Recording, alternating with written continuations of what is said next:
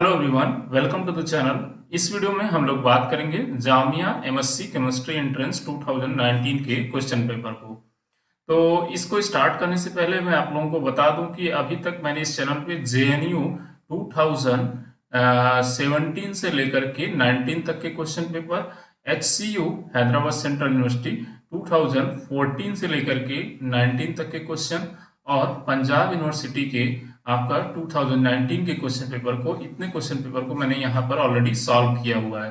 तो अगर आप लोग ये जितने भी पेपर्स हैं, अगर इनको आप लोग देखोगे तो आप लोगों को यहाँ से बहुत बेनिफिट होगा। तो अभी एग्जाम आप लोगों का जो है नवंबर में है, इसका जो डेट आया है जामिया का। तो इसको देखते हुए हम लोग यहाँ से प्रिपरेशन स्टार्ट करते हैं। तो चलिए देखते हैं यहाँ से। पहला क्वेश्चन है कि if 1/3 of HI decomposes at a particular temperature Kc for 2HI into, देखो ये 2HI मॉलिक्यूल डिसोसिएट हो रहा है H2 और I2 में। बोल रहा है क्या कि इफ 1/3 ऑफ HI, 1/3 HI का डिकम्पोज हो रहा है, तो सपोज इसका इनिशियल कंसंट्रेशन में A मान ले रहा हूँ।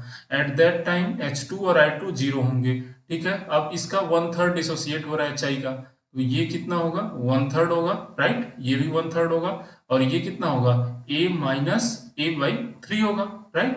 तो ये कितना होगा? 3 - 1 मतलब 2/3 A हो जाएगा। तो अब आपका Kc इक्विलिब्रियम कांस्टेंट क्या होगा? कंसंट्रेशन ऑफ H2 इंटू ये है 1/3 मतलब A/3 into concentration of I2 A/3 upon में HI का स्क्वायर, तो 2/3 A का स्क्वायर कर दो।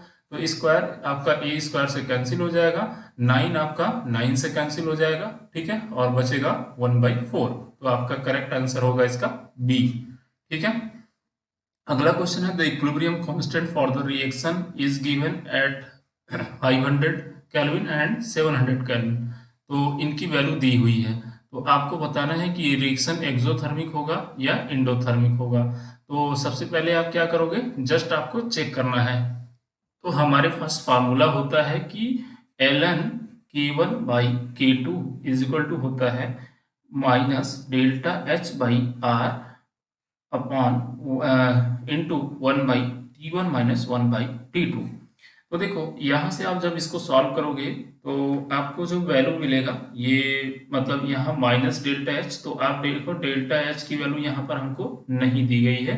ठीक है, तो टेम्परेचर और आपको दो टेम्परेचर दिया है, तो ये क्या होगा? T2 - T1 divided by T1 into T2। तो जब T2 - T1 निकालोगे तो ये वैल्यू आपको 700 - 500 तो पॉजिटिव मिलेगा। ठीक है, R की वैल्यू पॉजिटिव है। अब हमको K1/K2 निकालना है। तो K1 है आपका 10⁻⁻10 अपॉन में होगा 10⁻⁻5। ठीक है, तो 10⁻⁻5 इसको आप कैंसिल करोगे तो 10⁻⁻5 होगा और -5 इधर आएगा तो -5 ln 10 होगा। ठीक है, तो एक तरीके से देखा जाए तो इधर निगेटिव वैल्यू आ गई और इधर निगेटिव वैल्यू है, तो ऑलरेडी क्या होगा? डेल्टा एच आपका जो है पॉजिटिव हो जाएगा। तो डेल्टा एच जब भी पॉजिटिव होता है तो उसके लिए रिएक्शन क्या होती है? इंडोथर्मिक। तो इसका फर्स्ट ऑप्शन करेक्ट होगा। यहाँ पे आपको कैलकुलेशन नहीं करना है, यहाँ पे जस्ट आपको देखना है कि वैल्यू क्या होगी, पॉजिटिव होगी या निगेटिव होगी। अगला क्वेश्चन देखो कि pH of a solution containing 0.1 normal HCl and 0.1 normal acetic acid. तो देखो जब मिक्सचर है आपका 0.1 नॉर्मल उसमें HCl है और 0.1 नॉर्मल उसमें एसिटिक एसिड है, तो हम जानते हैं कि एसिटिक एसिड क्या होता है? वीक एसिड होता है। तो इसका जो डिसोसिएशन होगा मिक्सचर में वो बहुत ही कम होगा कंपेयर जब करोगे HCl के। तो यहाँ पर जो H+ आयन का कॉन्सेंट्रेशन होगा वो क्या हो जाएगा? आपका जो HCl का कॉन्सेंट्रेशन है वही होगा, तो 0.1 होगा। तो जब आप pH निकालोगे तो माइनस लॉग ऑफ H+ लोगे। ठीक है, H+ का कंसेंट्रेशन 0.1, तो ये माइनस लॉग 0.1 करोगे। ठीक है, तो ये 1 डिवाइडेड बाई 10 होगा, तो log 1 0 माइनस log 10, तो इसकी वैल्यू 1 आएगी। तो करेक्ट आंसर होगा बी। उसके बाद है प्रोसेस ऑफ हाइड्रोलिसिस। तो देखो हाइड्रोलिसिस जो है प्रोसेस होता है ऑलवेज ये एक्सोथर्मिक होता है। ठीक है, तो ये ज्यादातर टाइम जो है एक्सोथर्मिक होता है। ठीक, तो इसका करेक्ट ऑप्शन है ए। मतलब कोई भी रिएक्शन देखो, जब जब भी उसमें हाइड्रोलिसिस कर रहे हो, चाहे तुम एसिड का हाइड्रोलिसिस कर रहे हो, वीक एसिड है या स्ट्रॉन्ग एसिड है, जब भी उसका हाइड्रोलिसिस करोगे तो उसमें क्या होगा कि एनर्जी रिलीज होगी। जैसे आप मान लो जैसे HCl है, तो इसको अगर आप वाटर के साथ अगर करोगे ट्रीट तो हाइड्रोलिसिस होगा, तो ये H3O प्लस बनेगा प्लस Cl माइनस बनेगा। तो इस प्रोसेस में क्या होगा, एनर्जी रिलीज होगी, क्योंकि एसिड जो है वाटर के साथ रिएक्ट कर रहा है, ठीक। तो ये काम करेगा एसिड की तरह, दूसरा काम करेगा बेस की तरह, तो ये हमेशा एक्सोथर्मिक है। If a solution if a solution has a pOH value of 14। अच्छा, तो देखो भाई, H25 डिग्री सेंटीग्रेड जो वाटर का KW होता है, ठीक है, वो होता है concentration of H plus into concentration of OH minus, यही होता है, राइट। तो दोनों तरफ अगर लॉग लोगे तो log of KW is equal to होगा log of H plus ion, ठीक है, plus log of OH minus ion, यही होगा, राइट।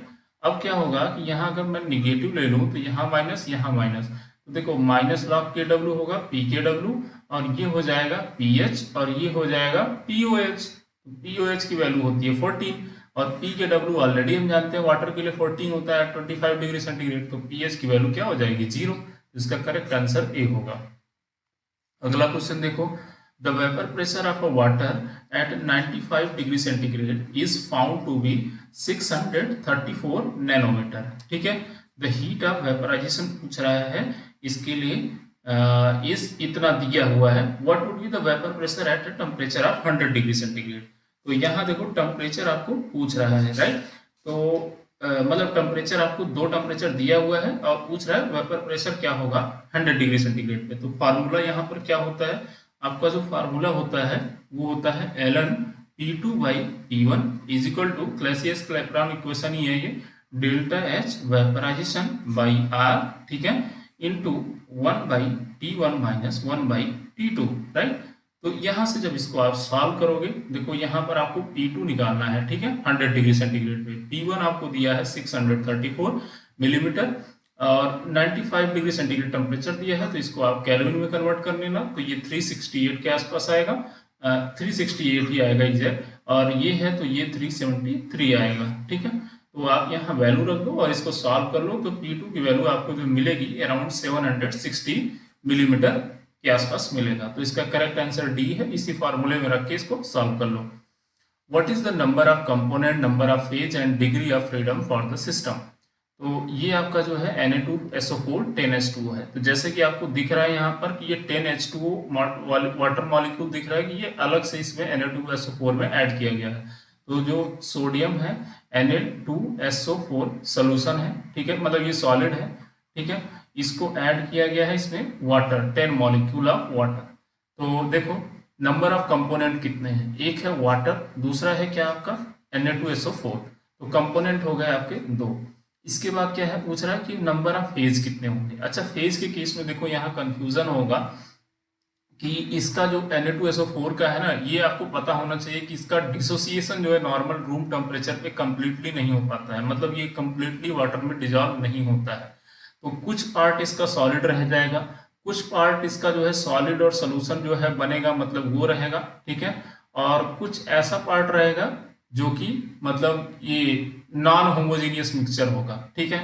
तो एक तो आपका सोल्यूशन वाला होगा फेज, एक सोल्यूशन का हो जाएगा, दूसरा आपका हो जाएगा सॉलिड का फेज, और तीसरा जो होगा उसमें सोल्यूशन और सॉलिड दोनों रहेंगे, ठीक है।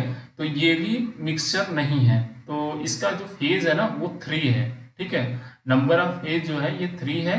तो इसका जो डिग्री ऑफ फ्रीडम होगा F is equal to C minus P plus 2, तो यहाँ से कंपोनेंट 2 हो गया, फेज इसका जो है 3 है, प्लस ये 2 हो गया, तो 4 माइनस 3 ये आएगा 1, ठीक है। तो इसका जो है करेक्ट आंसर डी होगा according to the gauge phase rule.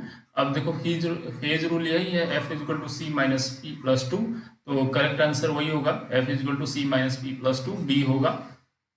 अगला question, which of the following represent the order of extent of intensity of the scattering of X ray from the ions. तो देखो जो एक्सरे का स्कैटरिंग होता है ये depend करता है कि नंबर ऑफ एटम के पास कितना ज्यादा चार्ज है। चार्ज मतलब किस पे डिपेंड करेगा कि इलेक्ट्रॉन कितने ज्यादा है उसके पास, ठीक है। तो जितना ज्यादा इलेक्ट्रॉन होगा उतनी ज्यादा उसकी स्कैटरिंग होगी, ठीक है। एक्सटेंट ऑफ स्कैटरिंग, तो सबसे ज्यादा होगा Br माइनस का, फिर होगा क्लोराइड माइनस, फिर होगा सोडियम, फिर होगा लिथियम प्लस। तो करेक्ट ऑर्डर आपका जो है सी होगा ये, ठीक है। विच of the following transition is the highest energy transition. तो देखो हम जानते हैं कि सबसे ज्यादा एनर्जी किसकी होती है, एक होती है सिग्मा, और उसके बाद होता है पाई, फिर उसके बाद होता है नॉन बॉन्डिंग। तो सबसे जो ऊपर जो है होगा किसका होगा, नॉन बॉन्डिंग का। एंटी बॉन्डिंग नहीं होता है, तो ये नॉर्मल बॉन्डिंग में ही रहता है। उसके बाद आएगा पाई स्टार, उसके बाद होगा सिग्मा स्टार। तो सबसे ज्यादा एनर्जी पूछा है हाईएस्ट एनर्जी का, तो सिग्मा टू सिग्मा स्टार होगा, ठीक है। तो करेक्ट आंसर आपका क्या होगा, sigma to sigma star. How many microstate are possible for D2 configuration. तो देखो ये निकालना है आपको, including both weak and strong field limit. तो देखो यहाँ पर जैसे इस क्वेश्चन को नंबर ऑफ माइक्रोस्टेट निकालना है, तो सबसे पहले क्या करना होता है कि NCR ये फार्मूला होता है जो आपका परमुटेशन कॉम्बिनेशन में, तो ये कॉम्बिनेशन के लिए होता है। तो सपोज डी में टोटल नंबर ऑफ इलेक्ट्रॉन कितने होंगे, 10 होंगे, ठीक है। उसमें से कितना 2 इलेक्ट्रॉन भरे जा रहे हैं, तो 10C2, ठीक है। तो factorial 10 divided by factorial 10 minus 2, मतलब ये हो जाएगा फैक्टोरियल 8 इंटू फैक्टोरियल R, ये फार्मूला होता है, ठीक है। तो इसको हम लिख सकते हैं 10 into 9 into factorial 8 divided by ये हो जाएगा फैक्टोरियल 8, तो ये कैंसिल हो जाएगा, और 2 को हम एक्सपेंड करेंगे तो 2 आएगा, तो ये 5 आएगा, तो ये 45 देगा। तो नंबर ऑफ माइक्रोस्टेट जो है वो 45 आएंगे। अब यहाँ जो बोल रहा है कि including both weak and strong field limit, तो D2 कॉन्फ़िगरेशन में वीक हो या स्ट्रॉन्ग फील्ड लिमिट हो उसका कोई इफेक्ट नहीं पड़ेगा, तो ये इतना ही आएगा। लेकिन इसका कोई कोरिलेशन यहाँ पर मैच नहीं कर रहा है, ठीक है। तो ये जो बेरियम है, Mg है, कैल्शियम है, स्ट्रॉन्सियम है, इन सब के केस में देखोगे जब भी जो आप निकालोगे, अगर मान लो जैसे मैं ग्राउंड स्टेट टर्म सिंबल निकाल रहा हूँ, तो सबके केस में ऐसे ही आएगा, ठीक है।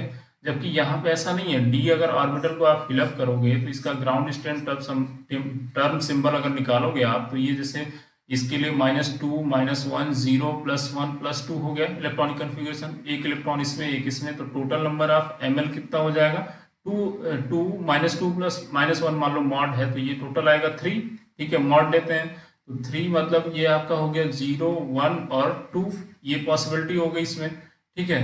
तो ये इस पॉसिबिलिटी को इसमें कोई भी फिलअप नहीं कर रहा है, तो यहाँ पर आंसर मुझे डाउट है इसका क्या होगा, ठीक है। तो इस क्वेश्चन को अभी मैं और देखूंगा, अगर इसका आंसर मिलेगा तो मैं बताऊंगा। आप लोगों को भी अगर इसका आंसर मिले तो प्लीज इसको कमेंट सेक्शन में बताइए। नंबर ऑफ माइक्रोस्टेट निकाले का फॉर्मूला यही है, इससे आप निकाल सकते हो, ठीक है। अगला क्वेश्चन देखो, मायोग्लोबिन इज फाउंड इन। तो देखो मायोग्लोबिन कहाँ होता है, देखो जहां पर ऑक्सीजन का प्रेशर कम होता है, जैसे हमारे मसल्स होते हैं, ठीक है। तो मसल्स जितने भी स्केलेटल मसल होते हैं इसमें जो है मायोग्लोबिन होता है, और कुछ हार्ट में भी रहता है, ठीक है। और हीमोग्लोबिन जो होता है ये हमारे ब्लड में रहता है, ठीक। विच of the following is a pi donor ligand. तो पाई डोनर लिगेंड का मतलब है कि कोई ऐसा लिगेंड हो जिसके पास नॉन बॉन्डिंग इलेक्ट्रॉन हो, और वो क्या करे कि मतलब मेटल को किसी मतलब मेटल होगा, मेटल के पास d ऑर्बिटल होगा, राइट। अब वहां पर मान लो जैसे हमारे पास यहाँ पर जो है Cl माइनस है, ठीक है, पाई डोनर लिगेंड। तो बता रहा हूँ कैसे, कि जैसे यहाँ Cl माइनस हो गया, तो एक जो इलेक्ट्रॉन होगा, टोटल 7 इलेक्ट्रॉन है, ठीक है, 2 4 5 6 और 7। इसके बाद एक इलेक्ट्रॉन और है, तो ये नेगेटिव इलेक्ट्रॉन जो है मान लो यहाँ पर जो है ये क्या किया कि इसके साथ सिग्मा बॉन्ड बना लिया। उसके बाद जो नॉन बॉन्डिंग इलेक्ट्रॉन है ये क्या करेंगे, इसके d ऑर्बिटल में इलेक्ट्रॉन डोनेट कर सकते हैं, तो ये होता है पाई डोनर लिगेंड, ठीक है। बाकी और किसी के पास एबिलिटी नहीं है, अमोनिया के पास नहीं है क्योंकि वहां पे d ऑर्बिटल नहीं है, ठीक है। और कार्बोनिल जो है ये एंटी बॉन्डिंग में इलेक्ट्रॉन एक्सेप्ट करता है, तो पाई एक्सेप्टर है, pf3 भी पाई एक्सेप्टर है, ठीक है। तो पाई डोनर सिर्फ बी ऑप्शन इसका करेक्ट होगा। Which of the following configuration for an octahedral first row d metal ion do you expect there to be an orbital contribution of magnetic moment? तो देखो जब भी आपको ऑर्बिटल कंट्रीब्यूशन निकालना हो तो एसिमेट्रिकल फिलिंग ऑफ किसका होगा, T2z इलेक्ट्रॉनिक कन्फिग्रेशन, ठीक है। एसिमेट्रिकल फिलिंग मतलब T2z ऑर्बिटल में एसिमेट्रिकली इलेक्ट्रॉन फिल होगा। तो देखो पहला केस है T2z2 है, तो T2z2 मतलब आपका हो गया कि टोटल जो है आपके पास 1 इलेक्ट्रॉन है, 2 इलेक्ट्रॉन है, और तीसरा जो है वैकेंट है, तो ये एसिमेट्रिकल फिलिंग हो गया ना। क्योंकि अगर मान लो ये 6d ऑर्बिटल है और ये eg ऑर्बिटल है दो, ठीक है, और ये नीचे वाले T2g हैं, तो अब T2g में ये अनसिमेट्रिकल हो गया फीलिंग, तो एक तो यहाँ पर होगा ए में, दूसरा T2g3 है, ये तो सिमेट्रिकल फीलिंग हो गया तो यहाँ नहीं होगा। T2g6 हो गया तो T2g6 भी नहीं होगा, ठीक है। T2g4 और Eg2, इसमें देखो कि T2g4 और Eg, तो यहाँ भी एसिमेट्रिकल फीलिंग है, तो यहाँ पर दो ऑप्शन करेक्ट हो रहे हैं, एक ए और दूसरा डी, ठीक है। तो यहाँ पर दो ऑप्शन करेक्ट हैं इसके। 15 का देखो, a chemical A is use for the preparation of washing soda to recover ammonia when CO2 is bubbled through an aqueous solution A of A solution turns milky. तो ये एक्चुअली होता है आपका calcium hydroxide, ठीक है। तो ये washing soda के मतलब अमोनिया को रिकवर करता है, इसका रिएक्शन जैसे होता है, ये अमोनियम क्लोराइड होता है NH4Cl, ये कैल्शियम हाइड्रोक्साइड से रिएक्ट करता है, ठीक है, और ये आपका बनाता है अमोनिया प्लस आपका बनाता है कैल्शियम क्लोराइड और वाटर निकलता है। और इसके बाद जैसे यहाँ पर आपका प्रेजेंट है मान लो कार्बन डाइऑक्साइड, तो कार्बन डाइऑक्साइड से कैल्शियम हाइड्रोक्साइड जो है रिएक्ट करके, ठीक है, वो बनाता है कैल्शियम कार्बोनेट CaCO3, ठीक है, प्लस वाटर मॉलिक्यूल निकलता है। तो इसका correct answer what is the chemical formula of A, तो ये कैल्शियम हाइड्रोक्साइड होगा, डी ऑप्शन होगा। CFSC for a high spin D4 आफ्टर हाइड्रल कॉम्प्लेक्स, तो हाई स्पिन निकालना है, ठीक है, तो ये मेरा T2g हो गया, ये मेरा Eg हो गया, अब D4 है तो 1 2 3, अब हाई स्पिन बोल रहा है, दैट मीन्स कि यहाँ पेयरिंग नहीं होगा, ऊपर इलेक्ट्रॉन आ जाएगा। अब देखो इसके लिए जो बेरी सेंटर है यहाँ से होता है कितना -0.4 डेल्टा वो होता है, ऊपर कितना होता है 0.6 डेल्टा वो होता है, तो 3 इलेक्ट्रॉन के लिए कितना हो गया, तो -1.2 डेल्टा हो गया 3 इलेक्ट्रॉन के लिए, और प्लस कितना हो गया ऊपर 0.6 डेल्टा हो, तो ओवरऑल क्या आ जाएगा -0.6 डेल्टा ओ, ठीक है। तो इसका करेक्ट आंसर होगा सी।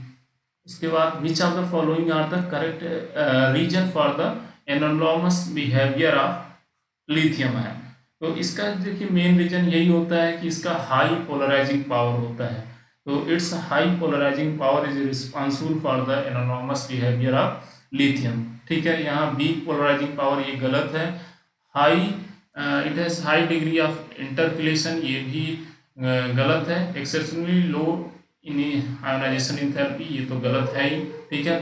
तो यहाँ बी ऑप्शन इसका करेक्ट है कि it is high polarising power इसके पास है। Are naturally occurring alpha amino acid except glycine are optically active because, तो जितने भी नेचुरली अकरिंग जो है एमिनो एसिड्स हैं, तो एमिनो एसिड का जनरल फार्मूला अगर मैं आपको बताऊं तो CHCOOH होता है, और यहाँ होता है NH2 और यहाँ होता है R, ठीक है, यही होता है।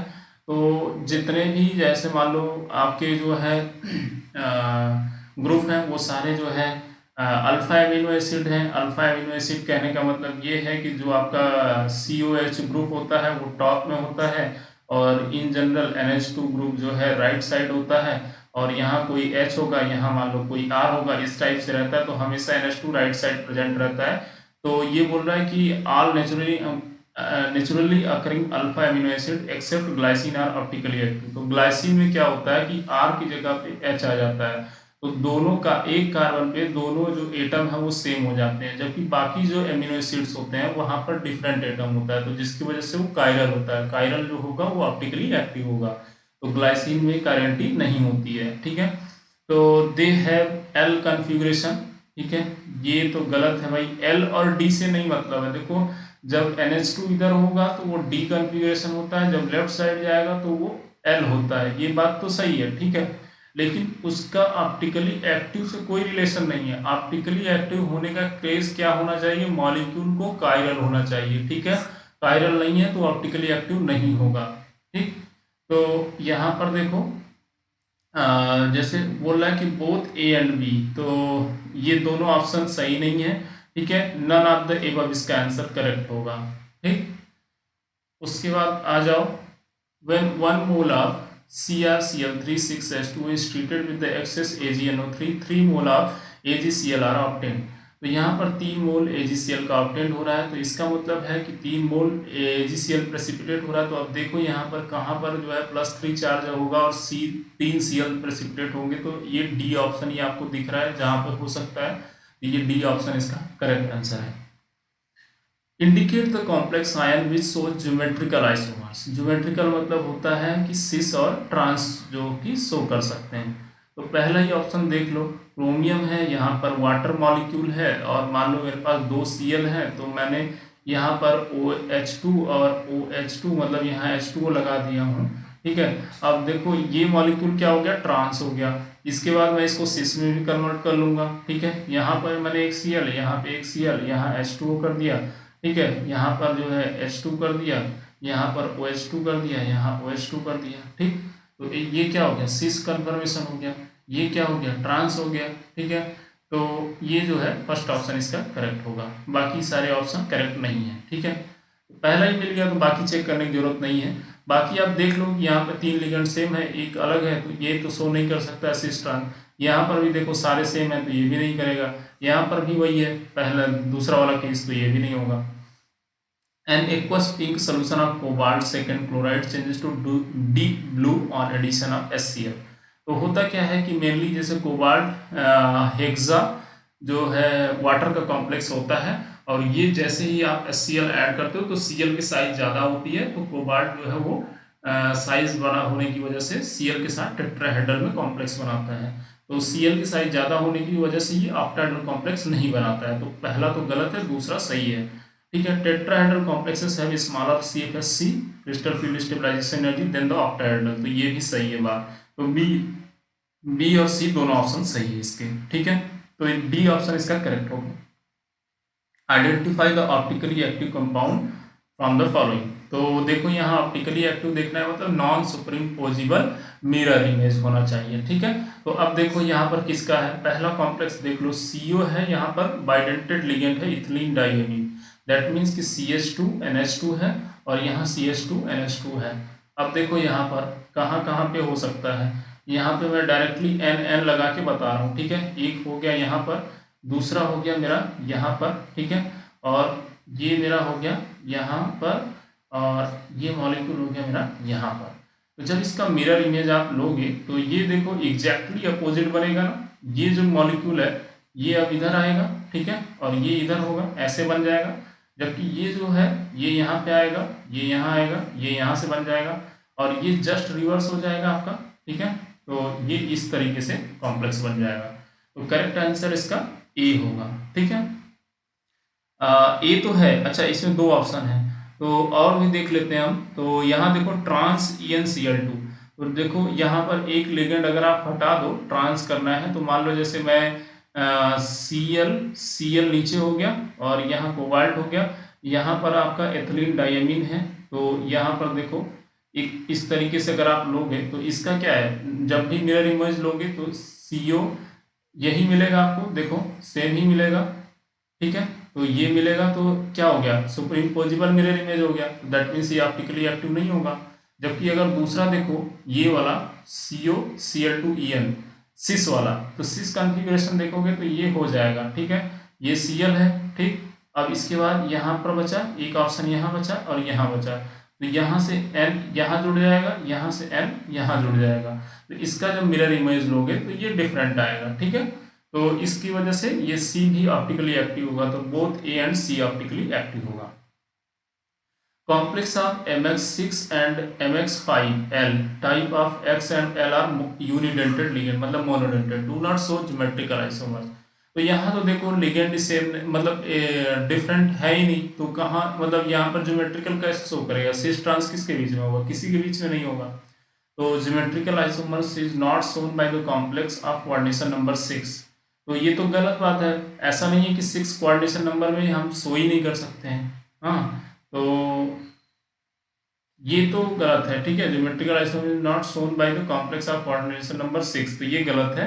उसके बाद आ जाओ कि geometrical isomers is not shown by the complex of coordination number 5। देखो 5 कोऑर्डिनेशन नंबर में तो नहीं हो सकता है, इसको अभी चेक करते हैं। Geometrical isomers is not shown by the complex of coordination number 4, तो ये भी गलत ऑप्शन है इसका, ठीक है, क्योंकि हम 4 में भी शो किए हैं अभी, और 4 में भी सिस ट्रांस हो सकता है, 6 में भी हो सकता है, वो डिपेंड करता है लिगेंड क्या है हमारे पास। ठीक है, अब बचा 5 नंबर। 5 में देखो दो ज्योमेट्री हो सकती है, एक होता है स्क्वायर प्लेनर, मान लो अगर जैसे कोई मेटल है यहाँ पर लिगेंड हो सकता है। ठीक है, इस टाइप से लिगेंड होगा, यहाँ होगा और यहाँ पर होगा।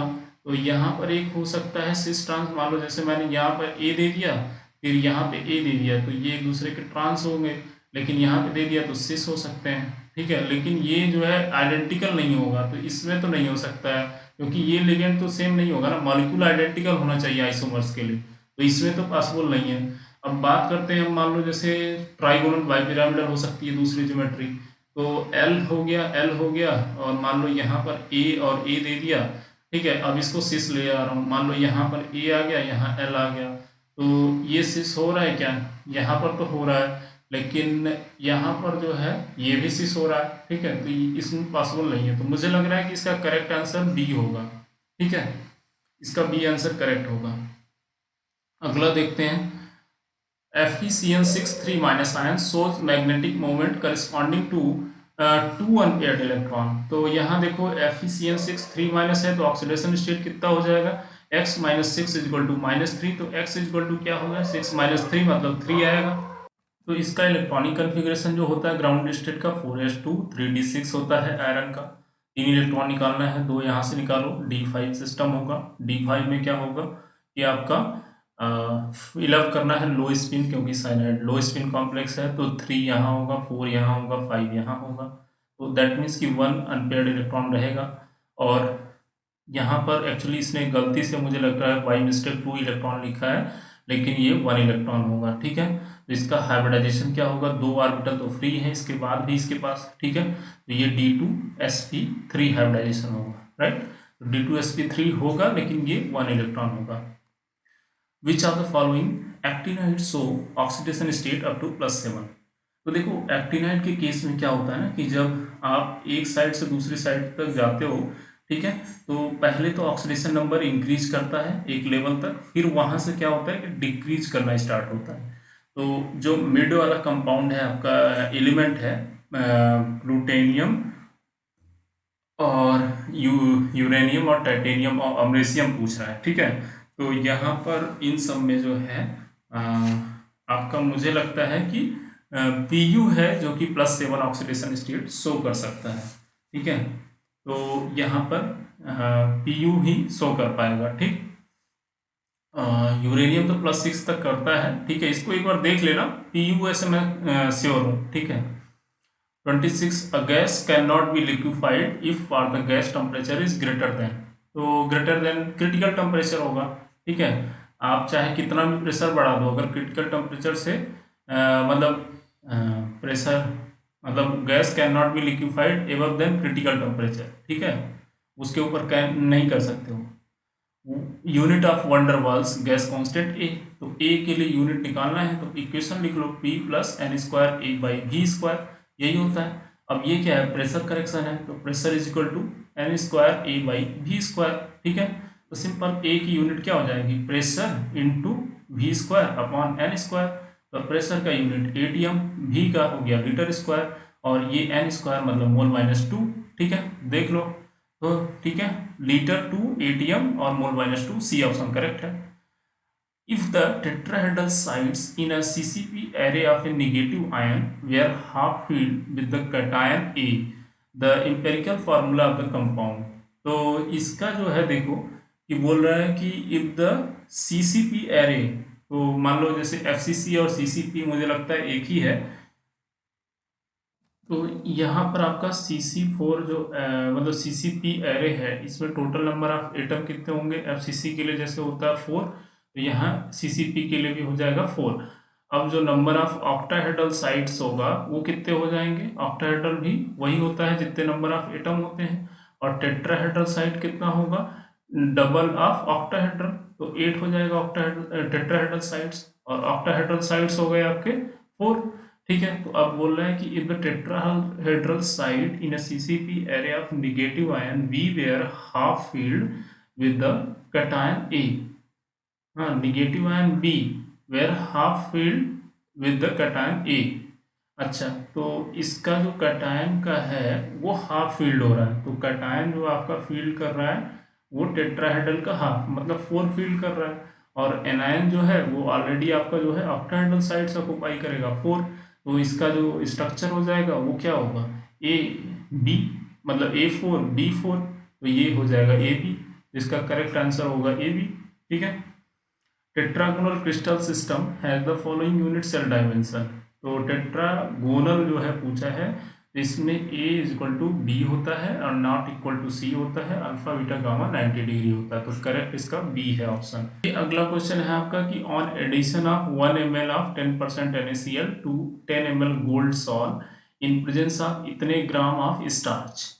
तो देखो, तो यहाँ पर जब आपका मेनली ये इस तरीके से लिखते हैं, इसका जो है मेन क्या होता है कि जैसे गोल्ड का आपका सॉल्व होता है, तो उसमें क्या करते हैं हम स्टार्च ऐड करते हैं सो दैट कि वो जो है कोगुलेशन उसके उसके कोगुलेशन को प्रिवेंट करे। तो मेनली क्या होता है कि जैसे ये 0.025 ग्राम दिया है ना, तो ये 100 ml के लिए यूज होता है। तो 100 ml का जो है आपका कोगुलेशन के लिए 0.25 ग्राम है, तो इसको हम लिख सकते हैं कि 25 मिलीग्राम होगा। तो ये 1 के लिए कितना होगा, 25/100 हो जाएगा। तो 10 के लिए कितना हो जाएगा, 10 के लिए मल्टीप्लाई कर दो तो 2.5 ये मिलीग्राम में हो जाएगा, राइट। तो इसका करेक्ट आंसर जो है आपका सी होगा। अब अगला क्वेश्चन देखो कि the time required to decompose half of the substance for nth order reaction is given by. तो सबसे पहले क्या होगा कि nth ऑर्डर रिएक्शन के लिए आपको जो है यहाँ पर पता होना चाहिए कि क्या होता है। तो हम जानते हैं कि nth ऑर्डर जो नॉर्मल रिएक्शन होती है उसके लिए, जैसे अगर मैं KT लिखूंगा तो KT इक्वल टू क्या होगा आपका, सिंपल जो है वो 1/n-1 होता है अगर n ग्रेटर देन 2 ऑर्डर से है, तो ये 1/a⁴n-1 माइनस 1/a⁴n-1 यही होता है। तो मैं सीधे टी हाफ पे आता हूँ, T half is directly proportional to a0 मतलब इनिशियल टू दी पावर -1। ठीक है, ये सिंपल फार्मूला है। तो a0⁻n-1। तो अब यहाँ क्या होगा कि आप जो है बोल रहा है कि required decompose nth order reaction के लिए, तो सिंपल यही होगा। अब टाइम रिक्वायर्ड टू डिकम्पोज, तो ये इसका हो जाएगा। अब इसको मान लो ऊपर लिखा है, तो ये क्या करना होगा आपको, सिंपल यहाँ से माइनस कॉमन ले लो। तो ये माइनस अगर आप कॉमन लोगे तो आपको n-1 ही रखना है, ठीक है। तो ये 1 - n रखना पड़ेगा क्योंकि ये -1 आना चाहिए, प्लस n आना चाहिए। तो जब ऊपर ले जाओगे तो नहीं, ये एक्चुअली इसी में ऑर्डर पूछा हुआ है, तो इसको हमें चेंज करने की जरूरत नहीं है। सिंपल a0⁻n-1 से ही हमारा आंसर काम हो जाएगा। ठीक, तो सिंपल बी आंसर इसका करेक्ट होगा। अगला क्वेश्चन पूछा है the rate for the chemical reaction, ये दिया हुआ है केमिकल रिएक्शन। इसके लिए देखो रेट का ऑलरेडी आपको इक्वेशन दे दिया के, ये कंसंट्रेशन। तो जब भी आपको ये कंसंट्रेशन दे दिया इसका मतलब ये है कि आपका जो रेट डिटर्मिनिंग स्टेप होगा उसमें सिर्फ यही इंटरमीडिएट इन्वॉल्व होगा और कुछ नहीं होगा। देख लो, पहला स्टेप है NO2Cl है, तो यहाँ हो सकता है, या तो फिर NO2Cl, इसमें तो नहीं होगा क्योंकि यहाँ Cl इन्वॉल्व है, और ये तो होगा नहीं, ठीक है। तो ये भी हो सकता है बी वाला। तो ए और बी में क्या डिफरेंस है, देखो ये रिएक्शन जो है बैलेंस नहीं है, ठीक है, ए वाली ए रिएक्शन बैलेंस नहीं है, दूसरा जो है बैलेंस रिएक्शन है, और दोनों में है क्या बन रहा है, सेम ही बन रहा है, ठीक है। तो मेरे ख्याल से आपका जो है प्रोडक्ट जो बनेगा वो बी भी हो सकता है। देखो रेट जो होता है ना, ये हमेशा क्या होता है कि मतलब यहाँ पर चूंकि अब इस तरीके से ये रिएक्शन लिखा गया है कि यहाँ पर आपको जो इंटरमीडिएट होना चाहिए वो NO2Cl ही होना चाहिए, ठीक है। अगर आप 2 मॉलिक्यूल लोगे तो ये रेट इसका सेकंड ऑर्डर का होगा, तो यहाँ पर आपका जो करेक्ट ऑर्डर होगा ये फर्स्ट ही होगा, ठीक। तो मतलब उससे मतलब नहीं है आपको कि मतलब रिएक्शन चाहे मतलब बैलेंस हो या नहीं हो, आपको वो चूज करना है जहाँ से आपका रेट ऑर्डर डिपेंड कर रहा है। तो यहाँ पर मेरा फर्स्ट ऑर्डर पर डिपेंड कर रहा है, तो सिर्फ 1 मॉलिक्यूल ही होगा मेरे जो रेट डिटर्मिनिंग स्टेप होगा, क्योंकि वो मतलब जो है रिएक्शन के स्टेप हैं, स्टेप बाय स्टेप जाते हैं ना, तो ये आपका स्टेप है, तो ये ऑप्शन करेक्ट होगा। ये यहाँ पर क्यों नहीं होगा, क्योंकि इसके ऑर्डर में सेकंड हो जाएगा, ठीक। अगला क्वेश्चन देखो कि ग्लूकोज और fructose is converted into C2H5OH in the presence of, ये याद रखना, जाइमेस एंजाइम होता है जो कि इसको ग्लूकोज और फ्रुक्टोज को अल्कोहल में कन्वर्ट करता है। विच आर द फॉलोइंग है the smallest day Broglie wavelength, तो लैम्डा इक्वल टू क्या होता है h/p, ठीक है। अब p की जगह क्या होता है h/mv, ठीक है। दैट मीन्स कि आप अगर वेलोसिटी को कांस्टेंट भी रखते हो तो मास डिपेंड करेगा, मास जिसका ज्यादा होगा उसका लैम्डा कम हो जाएगा। तो यहाँ देख लो किसका मास ज्यादा है, तो यहाँ इलेक्ट्रॉन है, यहाँ प्रोटॉन है, इन सब का मास तो ऑलरेडी बहुत कम है क्योंकि ये मतलब 10⁻31 kg सोच सकते हो, जबकि यहाँ पर देखो, ठीक है, तो इनका मॉलिक्यूलर मास है बहुत ज़्यादा आएगा, तो SO2 का सबसे ज़्यादा होगा, तो इसी का सबसे ज़्यादा सबसे स्ट्रॉन्ग मतलब क्या बोलते हैं उसको, शॉर्टेस्ट वेवलेंथ होगा। अब अगला question, radial point of wave function depend on the quantum number n and l, तो यहाँ पर देखो जो आपका रेडियल पार्ट है वो n और l पर डिपेंड करता है, जो एजीम्यूथल पार्ट है ये डिपेंड करता है l और m पे, ठीक है। तो आपका करेक्ट आंसर यहाँ पर n और l होगा। उसके बाद normalisation wave function for a particle in one dimensional box with the infinite potential barrier located at x equal to 0 to x equal to l, कोई पार्टिकल इन ए बॉक्स है x equal to 0 से l के बीच में है, तो इसका जो wave function होता है वो √2/l sin n पाई x/l होता है, ठीक है। याद रखना इसको, करेक्ट आंसर बी होगा। नॉर्मलाइज वेव फंक्शन है ये, ठीक है। नॉर्मलाइजेशन कांस्टेंट अगर पूछ लेता तो √2/l होता है, ठीक। The degeneracy of the rotational energy level is given by, तो ये होता है 2J+1, ठीक है। तो ये 2J+1 है, डी ऑप्शन इसका करेक्ट है। तो J इक्वल टू 1 रखोगे तो ये आएगा 3 वैल्यू, ठीक है। तो सपोज ये 3 आया है, किसके लिए आया है, JX, JY और JZ के लिए, मतलब 3 डायरेक्शन में होगा, ठीक है। तो ये इसका डी ऑप्शन करेक्ट है। विच of the corresponding lower frequency in the Raman spectrum, होता क्या है देखो, रमन स्पेक्ट्रम में जैसे आपको ये एब्जॉर्प्शन है, तो अगर ये सेम लाइट आपका इमिशन का मिल रहा है तो वो होता है रेले लाइन, तो इसमें कोई चेंजेस नहीं होता है। स्टोक्स लाइन क्या होता है कि जैसे यहाँ से तो गया, ठीक है, यहाँ से गया ग्राउंड स्टेट से, इतना एनर्जी एब्जॉर्ब किया, लेकिन जब इमिट करेगा तो यहाँ पर आएगा, मतलब थोड़ा सा एनर्जी ऊपर रहेगी, मतलब उसका एनर्जी कम हो जाएगा, ठीक है। तो ये होता है स्टोक्स, हाँ, स्टोक्स लाइन होता है, ये होता है रेले लाइन, हाँ। और ये होता है इसके बाद कि एंटी स्टोक्स में क्या होता है कि वहां पर जैसे यहाँ से ग्राउंड स्टेट है इसके लिए है, ठीक, लेकिन उसमें एंटी स्टोक्स में क्या होगा कि उसके नीचे एक और ग्राउंड स्टेट रहेगा, मतलब ये जो ग्राउंड स्टेट है ना इससे भी नीचे चला जाएगा, मतलब इसकी फ्रिक्वेंसी सबसे ज्यादा होती है एंटी स्टोक्स की, ठीक। तो यहाँ पूछा है सबसे लोअर फ्रिक्वेंसी का, तो ये स्टोक्स होगा, correct answer Stokes line. For the photochemical synthesis of HCl from H2 and Cl2, तो H2 और Cl2 आपस में जो है रिएक्ट करके ये बनाते हैं 2HCl, तो इसका जो क्वांटम यील्ड होता है ना ये 10⁶ ऑर्डर का होता है, वेरी हाई एक्सक्लूसिव, मतलब एक्सट्रीमली हाई होता है। इसका रीजन क्या है, ये एक्सोथर्मिक रिएक्शन है, इसीलिए एक्सट्रीमली हाई होता है इसका। अगला क्वेश्चन देखो, मॉलिक्यूल S0 में है, यहाँ से एब्जॉर्ब किया एनर्जी, ठीक है, और ये गया S1 स्टेट में, इसके बाद नॉन रेडिएटिव ट्रांजिशन के थ्रू ये आया है T1 स्टेट में, फिर इसके बाद रेडिएटिव प्रोसेस के थ्रू ये S0 में आ रहा है, ठीक है। तो ये दे रहा है, देखो ये मतलब आपका क्या हुआ कि T1 से S0 में आ रहा है, जब भी आपका क्या होगा कि अगर रेडिएटिव प्रोसेस हो रहा है इंटर स्टेट से, मतलब ट्रिपलेट से सिंगलेट, तो वो होता है फास्फोरेसेंस, तो इसका करेक्ट आंसर होगा बी। अगर ये S1 से S0 होता है रेडिएटिव प्रोसेस तो होता fluorescence. Vapour pressure of a solution is proportional to its mole fraction होता है, तो देखो proportional to its total pressure ये नहीं है, inversely proportional to concentration of solute ये नहीं है, proportional to temperature of solution, तो ये करेक्ट ऑप्शन है इसका सी वाला, ठीक है। टेम्परेचर के डायरेक्टली प्रोपोर्शनल होता है vapour pressure. The order of osmotic pressure of the equal molar concentration of glucose NaCl and BaCl2, तो पाई इक्वल टू क्या होता है आपका CRT होता है, ठीक है। तो अगर आपका क्या बोल रहा है कि इक्वल मोलर कंसंट्रेशन आप अगर ले रहे हो तो यहाँ पर क्या होगा कि कंसंट्रेशन को अगर आप कांस्टेंट कर दो तो ऑस्मोटिक प्रेशर किसका ज़्यादा होगा, जिसका डिसोसिएशन जितना ज़्यादा होगा, नंबर ऑफ मोल्स जिसके ज़्यादा होंगे, तो BaCl2 सबसे ज़्यादा डिसोसिएट होगा, फिर NaCl होगा, फिर ग्लूकोज होगा, करेक्ट आंसर सी होगा। Van der Waals gas the term which account the intermolecular forces. तो देखो भाई, प्रेशर बढ़ाओगे गैस के ऊपर तो क्या होगा, गैस आपस में क्या होंगे, क्लोज आएंगे तो उसके बीच में फोर्स ऑफ अट्रैक्शन बढ़ेगा। तो वही जो पहला वाला टर्म है P + n² A/v², यही आपका जो टर्म है, यही जो है मेनली। ठीक, तो इसका करेक्ट आंसर सी है। If the ratio of the rate of the diffusion of the two gases A and B is इतना, then the ratio of their density, तो सपोज पहली गैस R1 है, दूसरी गैस R2 है, अगर इनके जो रेट होता है ना, ये इनवर्सली प्रोपोर्शनल होता है 1/√ऑफ जो भी उसका मोलर मास होता है। तो R1 और R2 अगर मैं लिखूंगा रेट के टर्म में, तो R1 इक्वल टू क्या आएगा, 1/m1 नीचे आएगा और m2 आएगा ऊपर।